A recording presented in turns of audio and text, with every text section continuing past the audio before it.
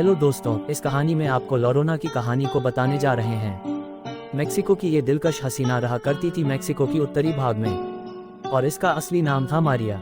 मारिया अपने खूबसूरती के लिए आसपास के इलाकों में बहुत प्रसिद्ध थी। उसके शहर में रहने वाला हर नौजवान मारिया पर जी जान से फिदा था।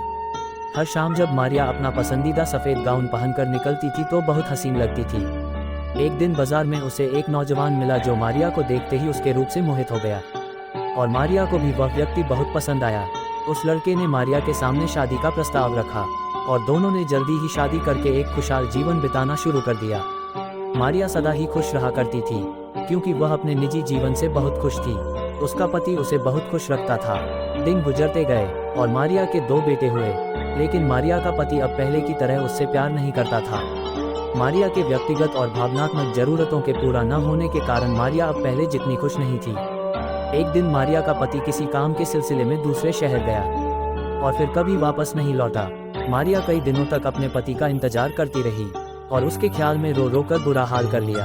अब वह पहले जितनी सुंदर नहीं रही थी। एक दिन नदी किनारे अपने दोनों बच्चों के साथ घूमते वक्त मारिया ने अपने पति को किसी और महिला के साथ घोड़ा गाड़ी में जाते हुए देखा।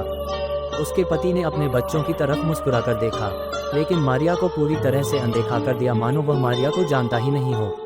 इस घटना के बाद मारिया बहुत गुस्सा हुई, और गुस्से में आकर मारिया ने यह फैसला किया वह अपने पति की आखिरी निशानी यानी उन 2 बच्चों को खत्म कर देगी। ऐसा फैसला मारिया ने प्रतिशोध की भावना से लिया, क्योंकि उसका पति अपने बच्चों से बहुत प्यार करता था। मारिया ने गुस्से में आकर अपने दोनों बच्चों को नदी में डुबाकर मार दिया। जब तक मारिया ने अपना होश संभाला तब तक बहुत देर हो चुकी थी। उसके दोनों बच्चों की मौत हो चुकी थी और उनके शव नदी में बहते चले जा रहे थे।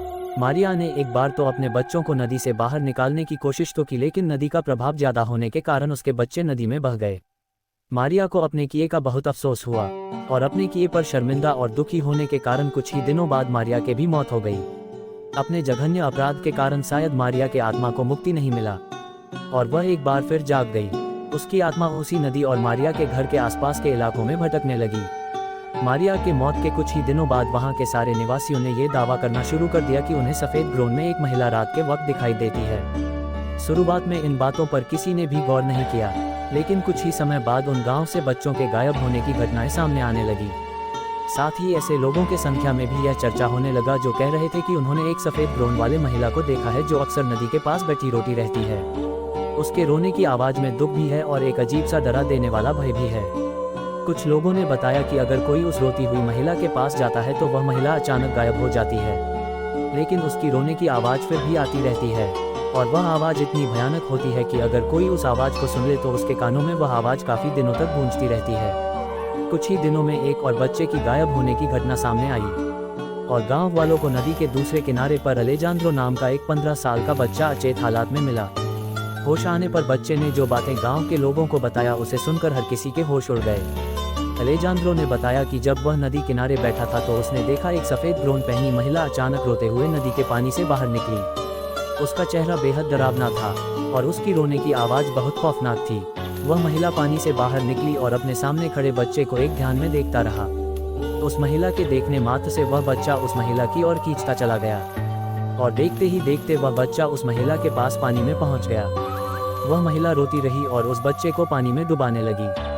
देखते ही देखते वह महिला गायब हो गई और उस बच्चे का शव पानी के ऊपर दिखाई देने लगा, और पानी का बहाव उसके शरीर को अपने साथ बहा ले गया।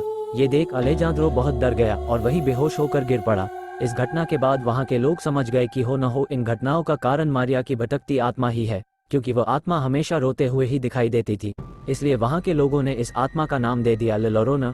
इसका इंग्लिश में अनुवाद है द वीपिंग विमेन यानी रोती हुई महिला, और तभी से इस ला लोरोना का खौफ पूरे मेक्सिको पर हावी होने लगा। अगर आपको ये कहानी पसंद आई हो तो लाइक, शेयर और सब्सक्राइब करें।